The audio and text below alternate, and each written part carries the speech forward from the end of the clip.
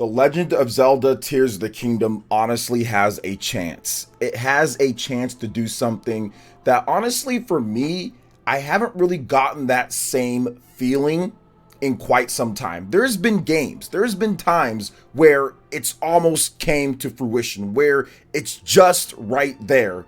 Games like Mass Effect 2, the original Legend of Zelda Breath of the Wild, Xenoblade Chronicles 3, Xenoblade Chronicles, the original.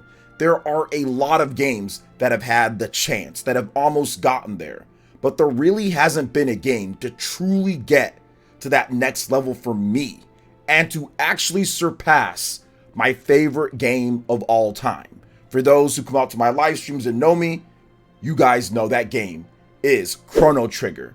One of the best games of all time, considered by many, but for me, my favorite game of all time. It really was a game that set about to do something that no other games did at the time. It had a dream team of developers. It was incredibly expensive and taxing to make. Heck, the game was $70 back in the mid 90s on the Super Nintendo. Truly a game that was so full and packed full of things to do, adventure, different areas, different ways to solve things, multiple endings. It really was a dream game at the time that let my imagination run wild with the possibilities of video games and what this medium can do in the future. It's one of the games that core defines me even having this channel and why I started it. I knew from after I played Chrono Trigger that I'd be a gamer for the rest of my life, or very close to that. There is a game that has finally gotten into that category and could surpass it or tie it, and that's The Legend of Zelda Tears of the Kingdom. Now, this is early game impressions. I will not be showing any type of spoilers or anything that I think can be considered a spoiler. So the footage that you will see is just going to be general footage of me playing the game at times and going over things that I really like about this game and a few things as well, maybe not so much. No game is perfect at the end of the day, but it can be perfect for your own gameplay experience. Now let's talk about this because this has been talked about a lot, but I think that I can add a little bit of perspective here and kind of have that, I would say, comparison to something that I revere as the top of the top, which is Chrono Trigger. The graphics, while not perfect, a lot has been talked about this. They're definitely the best on the Nintendo Switch though.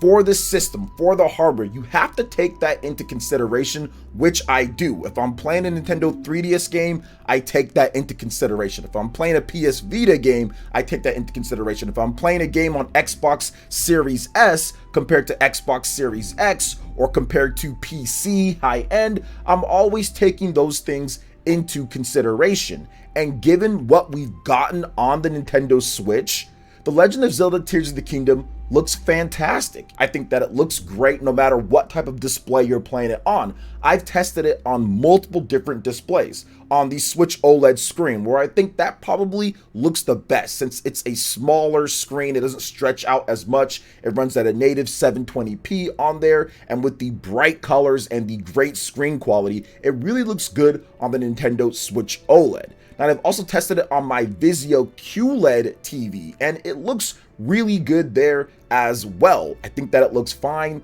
not quite as popish in terms of colors as an OLED screen, but still very good, especially for the price the TV was. It was only $500, but it has a slew of gaming modes and gaming optimizations for the best response timing and play. Next up is my LG CX OLED.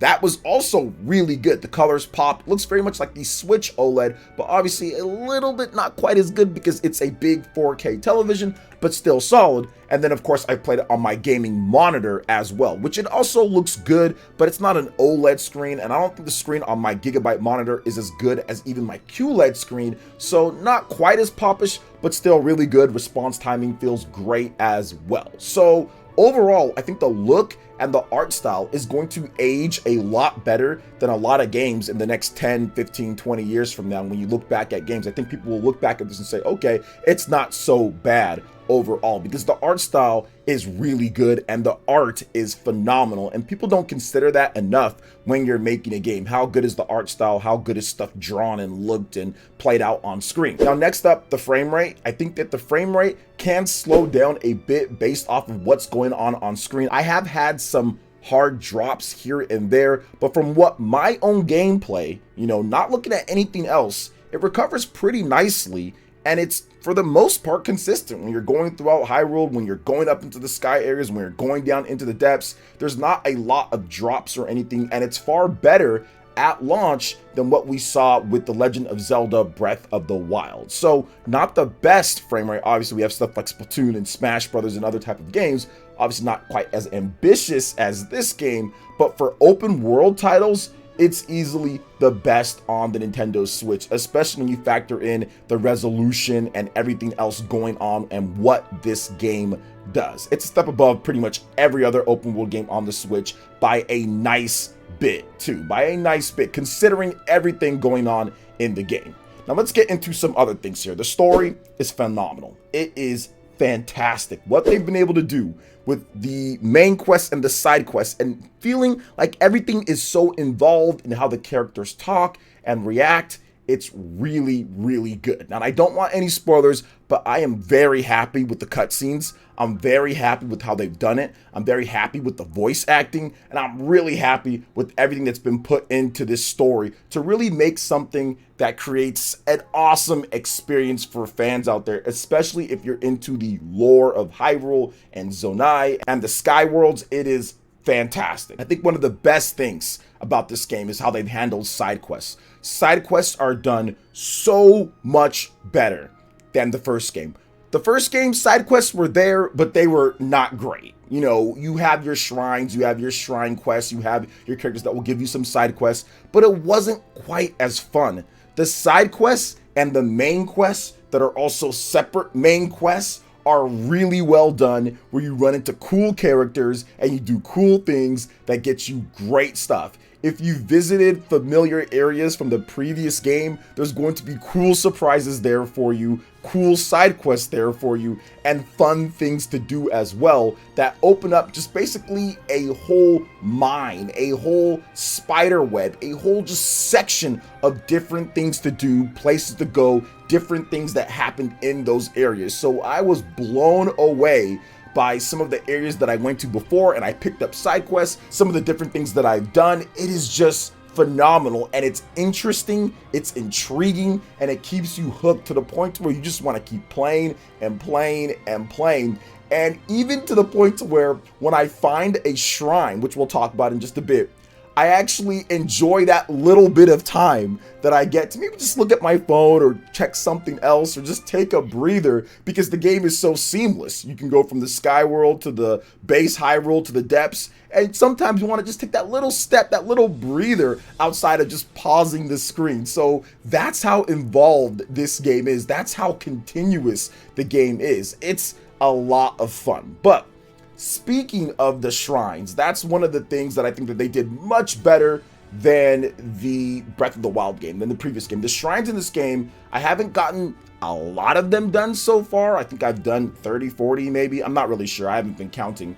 But the shrines so far are so much better, so much easier to look at on the eyes, just not that same blue, and they're easier to spot out too. I think that the shrines in Breath of the Wild were harder to spot out because you had to be facing it in order to see the opening, and on top of that, a lot of them were like underneath things or behind things, and you couldn't really tell exactly where that shrine was, and the tracking for the shrine was just terrible. I hated that tracker. So far they've improved the shrines quite a bit. They're very tricky. Some of them make you feel like a genius after you solve them. Some of them make you feel like an idiot when you don't solve them right away. So it's really cool to see how many different ways there are to solve these shrines. I like it a lot. Now let's talk about the biggest feature, one of the biggest features to combat, and that is the weapon fusion. And I think the weapon fusion is really cool. It adds a lot of incentive to seek out and fight tough enemies. I get how some would say, oh, I just wish that there was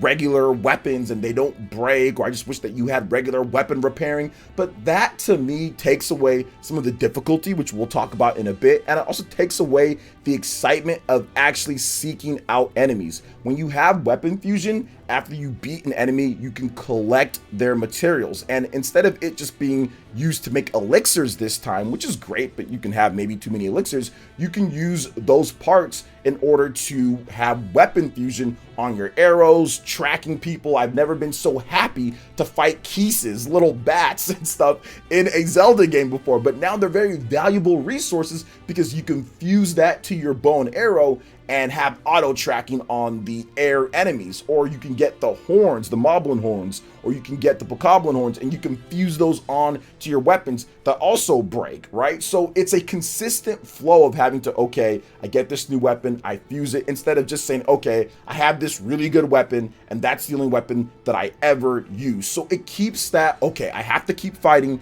I have to keep fusing, I have to keep doing things. I can't just rely on this overpowered or broken weapon for 30, 40, 50% of the game. Now, I know some people won't like that because previous Zelda games, Master Sword, that's all you needed for the most part. But at the same time, I understand what they're trying to do, and it's so much better done with the weapon fusion and being able to have extra durable and durable weapons and other ways to improve the things with other stuff that you can do in this game. Also, elixirs for pretty much powering up yourself, being able to climb on the walls even when it's raining with the sticky lizards. So just seeking out materials, fusion, combat, all of that is done a lot better in this game. I really like the combat. I really like what they've done. It's been a blast to go through and fight, especially in the depths. Just fighting has just been great there. Now let's talk about the Ultra Hand and Ascend, because these abilities really change up the gameplay quite a bit and give you different ways to really just go about the world, find different things to do, go about and explore, and it really what separates with the physics, with the mechanics, everything you can talk about. The Legend of Zelda Tears of the Kingdom is in a league of its own. There's no other major AAA adventure, action, RPG game, whatever you want to classify it, that has these type of tools with the physics and the world this game has, with the amount of things that you can do and combinations. It's literally endless. And with Ultra Hand and with Ascend, being able to build different type of contraptions, fight different type of monsters in the way that you want, go about it and explore Hyrule in the way that you want, be able to use Ascend even in combat in different situations, not just exploration, but to be able to do different things or get the jump on enemies is genius. And really, no other developer has been able to do it like this. That's the reason why Tears of the Kingdom is getting the scores that it's getting. Yes, the fusion, yes, all this different stuff, yes, the side quest, the main quest, all that is great, but you need the tools in order to get things done. Stuff like Ultra Hand, Ascend, but especially Ultra Hand and Fusion, those are what makes the meat and potatoes of The Legend of Zelda Tears of the Kingdom. You pair that with superior fun gameplay and a great crafted world, you just get something that really just takes it to the next level. So I really love what they've done there. It adds so much to the experience. I think that Link's abilities in this game blow Breath of the Wild out of the water, which was the Cryonis, which was obviously the Magnesis, which was okay. Those were really good and fun for what that game did. But I would say that Tears of the Kingdom makes use of its abilities with the Zonai arm and everything. It makes use of that far better than what Breath of the Wild made use of the abilities and how those interacted with the world. Still very good in the first step, but this is the next level with that. Now, let's talk about the exploration. This is also what makes Tears of the Kingdom really incredible. And the exploration, it being seamless in the open world, is just phenomenal. I've never played a game like this where you can explore the sky, the base, and depths that seamlessly. Heck, I think you can even jump from the sky world off of there to the base of Hyrule, then right straight into the depths, and there's no loading. Like literally, you can do that if you really wanted to. You can line it up and just jump down, and it is just an experience. Once again, just being able to dive through the sky, that's just super fun. My first time even just going up and charting a different area was so well done, and just makes me smile once you actually unlock the area and how Link collects the data. It is super cool. The Sky Islands are great to kind of look at. It provides a different, I would just say, scenery, and gives you just a different visual look compared to obviously the base of Hyrule and then of course the depths. I think that the color schemes for each one to know exactly where you are and everything was very well done, and how they were charted out and mapped in terms of having your 3 levels of your map is also very well done too. That could have been a nightmare navigating, but it's actually not too bad, and you have to credit the developers once again for that. But we need to talk about something that to me really makes this game, really gives it that extra oomph, that extra pizzazz, that extra okay, here we go. And that is the depths. The depths in this game are incredible. It almost serves as a hard mode for the Legend of Zelda because there's no master mode at the beginning. Maybe they add it later. But when I went into the depths, I did it before the first quest was available for you to go into the depths, where you unlock an extra thing for you to do. So I only had 3 hearts, okay? And I had no gloom resistance. I had nothing to save me from that. So to me, I was going around a lot because as soon as you get hit with a infected enemy, boom, cracked heart right away. So you're going on nearly empty a lot at the beginning of the game before you get the extra shrines and the hearts and all that. So for me, it was very difficult. It was very difficult. The enemies are a lot more intelligent in this game. When you try to shoot them with the bow and arrow, they'll move to the side. So it's really cool to have that type of difficulty baked in from the beginning. It's hard to see. It's dark everywhere. You can't check anything. You have to find these light sources that will light up some of the area, but there's still so much depths to uncover. And man, if you explore the depths, you are rewarded with some phenomenal rewards, some great stuff. So I highly recommend it. If you're not exploring there, go explore. I found some stuff and I was like, oh, okay, this is what the depths are about. You know, when it comes down to whether it's fighting certain enemies, having certain side quests, or even getting certain items that can really help you continue to navigate and go through. So very, very fun. The depths to me are exactly what a Legend of Zelda game needed at the beginning. So I'm very, very happy with that. Now, there are some things that I don't like. I talked about the frame rate, talked about the graphics not maybe being the best, so I can understand that. And also like the Korok escort missions, you know, those aren't my favorite either. So those 3 things, that's kind of like, puts a bit of a problem or damper, but it doesn't take away overall. When it comes to everything, when I'm playing and I'm just really into the game, I can just leave. I don't gotta care about the Korok seeds. Once again, when it comes to some of the stuff in the game, you just get so wrapped up that it helps you just focus on what you need to do, and then you get distracted right away with something else. My first impressions of Tears of the Kingdom is it absolutely has a chance to be the best game of all time for me, which I've said kind of jokingly like, maybe, but really nothing's been that close to Chrono Trigger. It's been a while, but this game has a chance. I still need to play more. I don't know how many hours I'm in. I think I'm 10 plus hours, maybe 15, 20. I don't really know. I lose track, and I haven't looked at my Nintendo Switch thing to see how many hours or whatever. I haven't been timing it myself, but I know I've been playing a lot. So overall, I need to play more, but this definitely seems like maybe a 400, 500 hour game for me. Honestly, there's just so much. I don't know how much I can even sit here and say back, like, okay, when am I going to stop? Because it's just a super addictive game. It's like the most addicting game that I've played in quite some time. Like, it's addicting like Xenoblade 3, but then it takes it to the next level because of the sky and the ground areas and the depths and everything. So to me, it's just nuts. It's super nuts. But what are your thoughts on this, guys? What are your first impressions? What do you like? What do you dislike? Let me know in the comment section below. Also, make sure you hit that like button, subscribe if you're someone new, click that notification bell, check out our other Legend of Zelda Tears of the Kingdom content as well. Thank you for watching, and we'll catch you guys for the next one. Peace.